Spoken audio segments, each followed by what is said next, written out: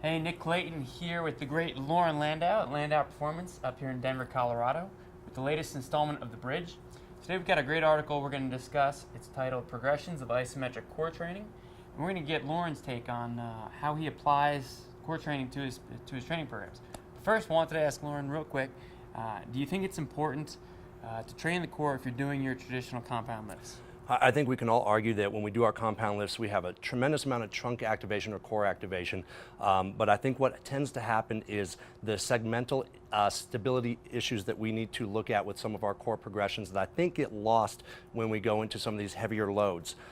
So for me, I think that yes, they are hitting those exercises, but we have to do some variations to be able to train different aspects of the core. Excellent. What's your philosophy on progressing core exercises? When I look at the progression of core exercises, it's quite simple. It goes back to athlete competency. And I start with my intrinsic stability-based exercises. Once the athletes show me great competency in those exercises, then we progress them to stability-based exercises. Again, once they show me good positional holds and the ability to hold posture through those exercises, now we add in a wrinkle of dynamic stability, which is just adding like a slight perturbation, whether it's a physio ball or a banded movement. Once we get through those dynamic stability-based exercises, now we can get to more compound-based movements and lifts. Nice. Well, let's take a look and see what you got. A couple of my early progressions with core training, I look at intrinsic stability first and foremost. The first two exercises we're going to do, one is called a dead bug, the other one is a bird dog.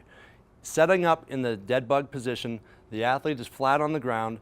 I want the athlete to think about low back flat to the ground, so they may actually have to posteriorly tilt the pelvis a little bit to get to that position. Once they get low back flat to the ground, I want them to think about drawing the navel in towards the spine. From that position here, I cue the athlete to begin an alternating leg lift pattern without losing position of the navel toward the spine or the low back flat to the ground. As he transitions, that's the most important part, to make sure that you don't see a shift in the pelvis, that he's maintaining position all the way through the exercise. As the athlete goes through this progression without problems, I will then take it to both legs up into the 90-degree position and then slowly lower one leg as he maintains low back flat to the floor, drawing the navel in toward the spine. Time on this drill varies based on the competency of the athlete. As the athlete holds position, the sets can start from 30 seconds and run up to about 60 seconds in repetition. For the third progression, we're going to take the legs up to a 90-degree angled position. From here, the athlete brings the arms straight up, and we'll move in a contralateral pattern. Opposite arm, opposite leg. As the athlete does this, they maintain low back flat to the ground, drawing the navel in toward the spine. As the athlete does this, you may see athletes that have tight hip flexors, and then as they extend toward the floor, they'll go into an hyperlordotic position. If they tend to go into that position, stop them from extending the leg fully to the ground and make sure they maintain low back flat to the ground. That is the priority.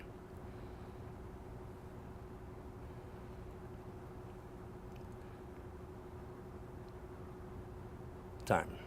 The second exercise is the bird dog. The athlete now gets set up into a quadruped position. I want the wrist, elbow, and shoulders stacked, back flat, pelvis slightly tilted. I want to avoid going into a lordotic position. I want to make sure as we start that the lumbo-pelvic complex is more flat and no arch to it. From here, the athlete is going to go into a contralateral pattern again, thinking about drawing the navel toward the spine once again. But the beauty of this exercise is the timing that he moves the right arm and the left leg. It has to be at the same time to ensure the stability that we want, or the timing of stability. Go ahead.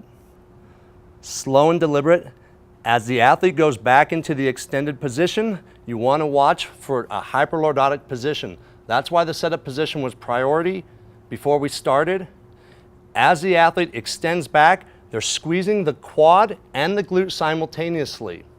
If the athlete doesn't have adequate range of motion in the glenohumeral joint, avoid forcing them to reach and overextend, because they will compromise lumbar position to get that arm higher. After the athlete finishes 5 repetitions on the left side and the right side, he'll switch to the opposite contralateral side, left arm, right leg. As the athlete shows me that they've got great competency of that intrinsic stability in those exercises, once we start to move the extremities, now we take it in more stability-based exercises. From here, we're taken into a traditional plank. Elbows are directly under the shoulders. I'm looking for an alignment from ear, shoulder, hip, knee, and ankle. And from here, I want the athlete to think about engaging the quads, squeezing the glutes as they're pushing the forearms into the ground. Again, we want to minimize low back dropping. Once we start to see a compromise in the lumbar pelvic position, as the athlete starts to lose position, the exercise is done. If the athlete loses position because they're not aware of orientation, cue them back to the neutral position and have them hold. Continuing into our planking series, now we take it into a side plank. The athlete is elevated. This is to help minimize the shear in the glenohumeral joint and allow the forces to be more vertical down into the down shoulder.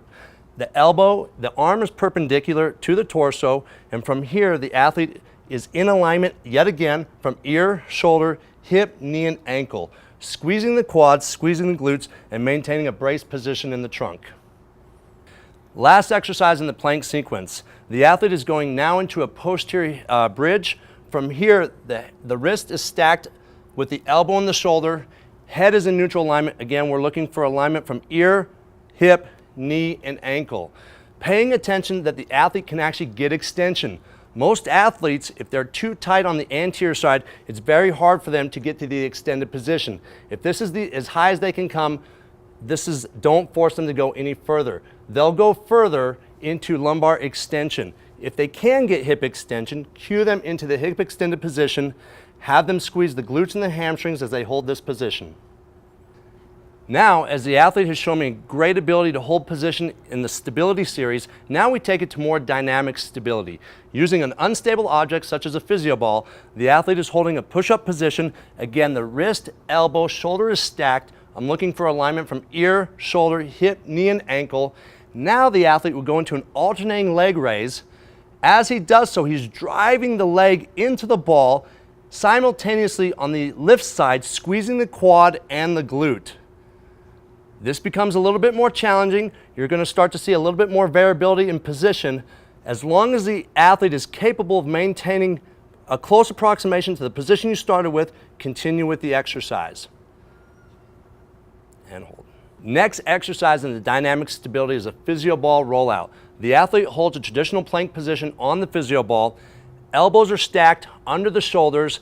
He's propped up at a 90-degree angle at the elbow joint. From here, the athlete's going to roll the ball slightly forward.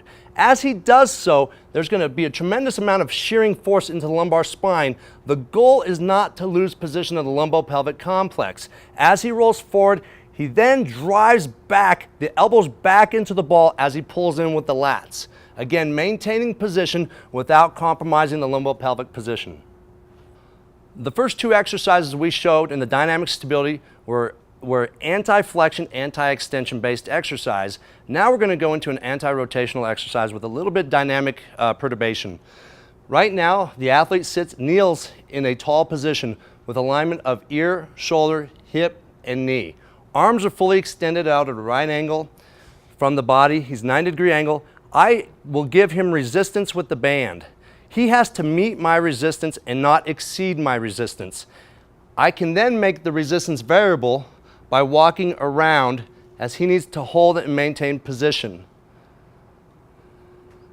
As the athlete shows competency, now I can change the vector of force that I provide the athlete. Again, I'm trying to make this a win-win outcome. I'm not trying to beat the athlete and pull him over. I want him to maintain steady, stable position.